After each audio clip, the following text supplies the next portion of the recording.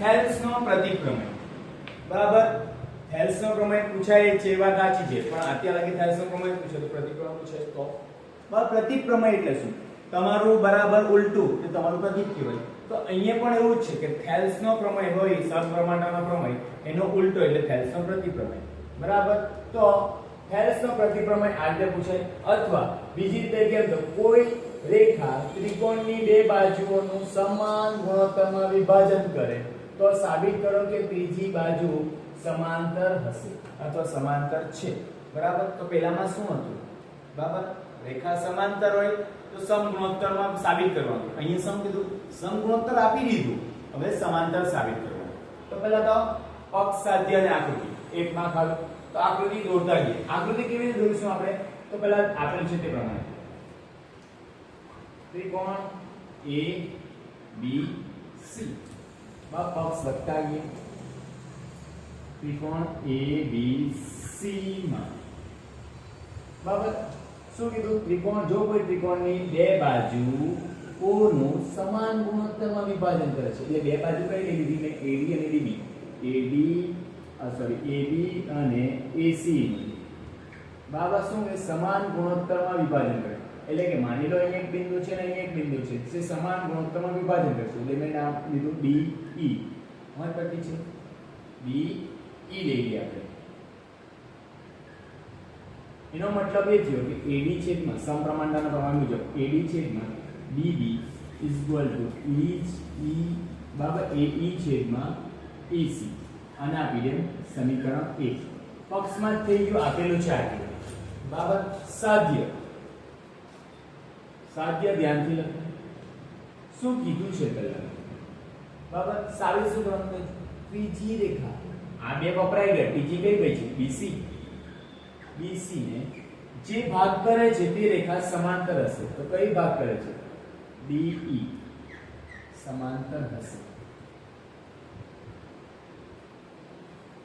આપણે સાબિત કરવાનું છે. બરાબર. ચાલો સાબિતી.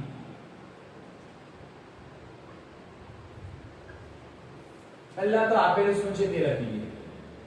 ત્રિકોણ ABC માં બરાબર AB અને AC ને DE બે સમાન ગુણોત્તરમાં વિભાજન કરે છે. સમાન ગુણોત્તરમાં વિભાજન કરે છે એટલે એનો મતલબ કયો થયો કે ત્રિકોણ ABC માં બરાબર DE અને BC બરાબર રેખા એક જ છે ભાઈ, ત્રિકોણમાં છે, ત્રિકોણમાં બરાબર ત્રિકોણમાં છે, પરંતુ આનાથી એમ ન કહી શકાય કે તે એકબીજાને સમાંતર હશે. એવું થોડું કહી શકાય કે આ બે બોલપેન છે તે હરખા હરખા ટુકડા છે તો બરાબર હરખા હરખા ભાગમાં વિભાજિત કરે તો એ વચ્ચેથી એમ સમાંતર હશે. બરાબર. એટલે કે આ હરખું હરખું વિભાજન કરે છે સમાન ગુણોત્તરમાં. બરાબર. સમાન ગુણોત્તર વિભાજન કરે તો આ સમાંતર છે એમ નહીં કહી શકાય. તો શું કરીશું હવે? તો જે આપેલું છે તેના કરતા ઉલટું ધારીશું. તો ધારો કે જે સાબિત કરવાનું છે તેના કરતા ઉલટું. બરાબર. BC ને સમાંતર એક રેખા બરાબર DE ડેશ છે. શું લીધું? DE dash. એટલે મેં અહીંયાથી લખી દઈશ DE ડેશ. જો સમાંતર હશે તો થેલ્સના પ્રમેય મુજબ ઓકે થેલ્સનો સમપ્રમાણતાના પ્રમેય મુજબ રેખા સમાંતર તો કેવા ભાગમાં વિભાજન કરે? સરખા પ્રમાણમાં વિભાજન કરે. સમગુણોત્તરમાં સમાન ગુણોત્તરમાં હોય એટલે કે AD છેદમાં BB આપણે E ને ધ્યાન નથી લેવાનું. આપણે અહીંયા કોની વાત કરીએ છીએ? E ડેશ ની. એટલે કે AE ડેશ છેદમાં E ડેશ C આવી ગયું અને આપી દઉં સમીકરણ 2. બરાબર. આપણે પાછળ આપી દીધું.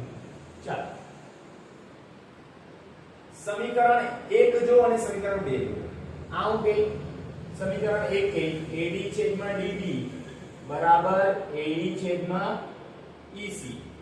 સમીકરણ 2 હું કે AD છેદમાં DB એ તો AE ડેશ છેદમાં E ડેશ C છે. એનો મતલબ કે આ આની જ વેલ્યુ છે ને આ આની જ વેલ્યુ છે તો આ બે બી સરખા જ હશે એટલે કે મેં એમ કેમ AE છેદમાં EC AE ડેશ છેદમાં E ડેશ C.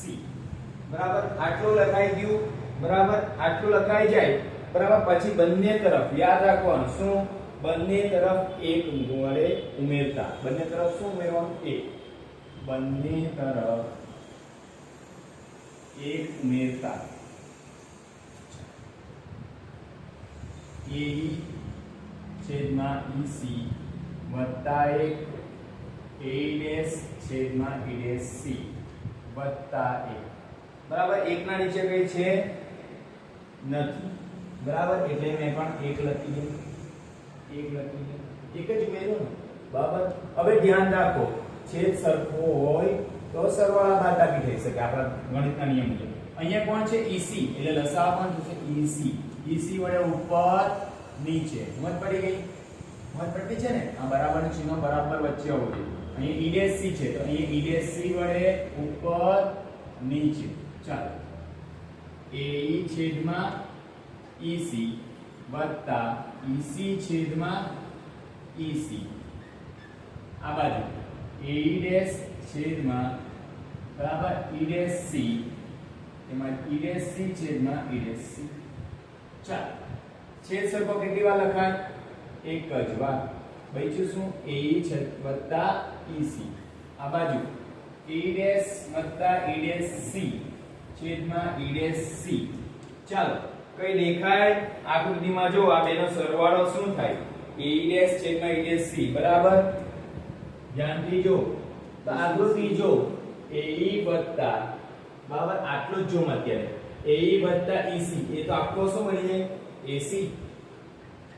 પટ્ટી છે ને આટલો ભાગ અને આટલો ભાગ આ AE છે અને આ EC છે તો આખો બને AC આ બેનો સરવાળો બરાબર આ તો EC રવા દે. ચાલો તે જ પ્રમાણે E ડેશ ની વાત કરીએ E ને ભૂલી જાઓ તો શું AE ડેશ અને E ડેશ C એ બે ભેગા થવાથી શું બને AC જ બનવાનું એટલે AC છેદમાં E ડેશ C. સમજ પડતી છે ને દરેક જણાને બરાબર. ચાલો એનો મતલબ એ થયો કે AC કલાકું તો EC E ડેશ C હે ને CC भी સરખા છે તો બચ્યું શું E ડેશ. તો E અને E ડેશ બિંદુ સરખા જ છે એનો મતલબ કે આકૃતિ આવી હશે બરાબર ABC બરાબર ABC B અને E અને E ડેશ એક જ બિંદુ છે. સમજ પડી ગઈ એટલે કે E અને જો E ડેશ એક જ બિંદુ હોય તો E ડેશ તો મેં કેવો ધારેલો તો ધ્યાનથી જો આપણે શરૂઆતમાં જ ધારેલું કે E ડેશ એ સમાંતર છે. શું કીધું આપણે કીધું હતું કે ધારો કે BC ને સમાંતર રેખા DE ડેશ તો E ડેશ તો સમાંતર છે એનો મતલબ કે E ડેશ ની જગ્યાએ મેં E લખી એમ તો BC ને સમાંતર રેખા કઈ હશે અહીંયા D ડેશ એટલે તો જગ્યાએ D થશે માટે BC સમાંતર DE બરાબર. સમજ પડી કઈ નથી આટલું જ છે.